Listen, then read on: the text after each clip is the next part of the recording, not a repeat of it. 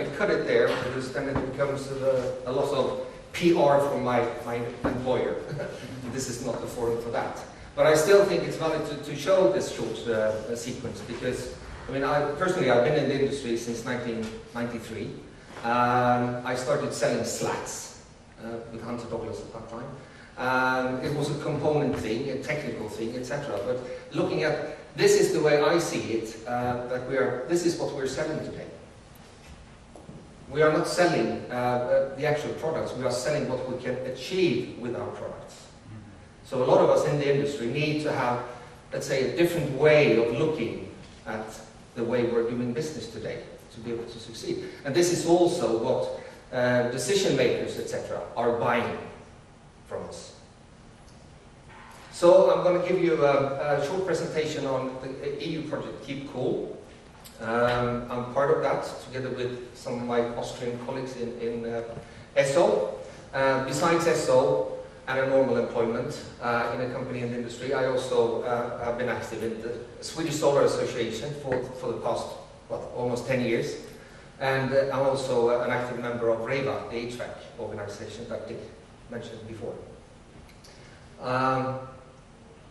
But before we go into the actual project as such, you meet all these interesting people. I mean, we had a fantastic speaker just before the break here, for example. You pick up information, and some numbers, they stick. These are two numbers that have stuck with me. And one of them is 90% of all buildings we have in 50 years, they already exist today. I think that's a very valid point, because very often when I'm in my office, we talk about the daily business, how to develop, etc. We have to go to architects, etc. We go for, let's say, the lighthouses of the world, the big buildings, the fancy projects, etc. But we tend to forget that, I say, for example, in Sweden, there is no artificial cooling in schools at all, for example. And I know that we have, at least in our small country, population-wise, at least 5,000 schools with a very bad climate for the students. They need solar shading because they will never install artificial cooling. Because of cost, of course, and today for obvious other reasons. So the need for good retrofit solution is enormous. We need to recognize this in our industry. It's very important. Because that's where the big business is, as I see it. Another figure is that 90% of the waking time we have in the modern society, like in Europe, we spend indoors, inside in buildings, at home or at work. If you're not employed as an installer of solar shading or something, of course, but maybe the bulk of people in this room, for example, like we do today.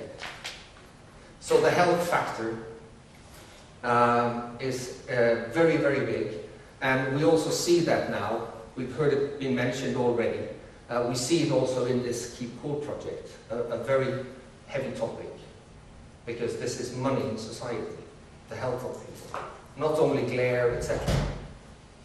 Because looking at reasons for why people go home on short sick leave, you can connect a lot of short-term sick leave to headaches, migraines, etc., which in terms relates to bad temperature, bad air quality, and poor light conditions in the office. And that's where we play a very important role with our products. So what is Keep Cool? It's a project initiated by EU to support the implementation of the EPBD. And it's running now. We started in December 2007.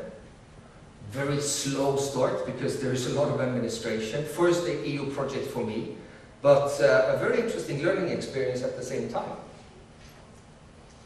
It's also a follow-up on what was now named Keep Cool 1, because there was initially a Keep Cool project, initiated, if I'm not wrong now, by Martin Varge in Austria, correct? Who was a very keen person on these topics, a well-educated man on energy issues.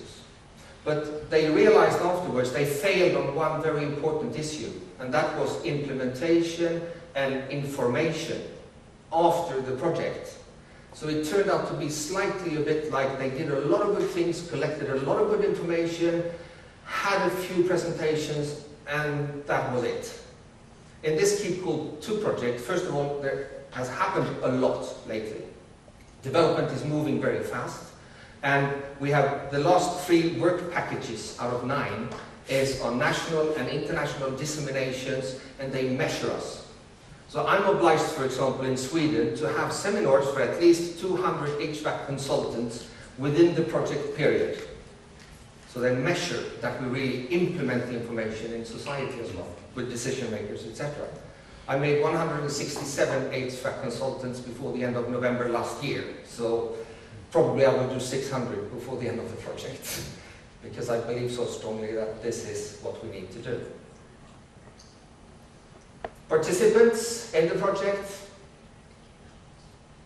just a short show of the logos. You will probably recognize the logo from your own country. Spread over Europe, from Portugal to in the south to Sweden in the north.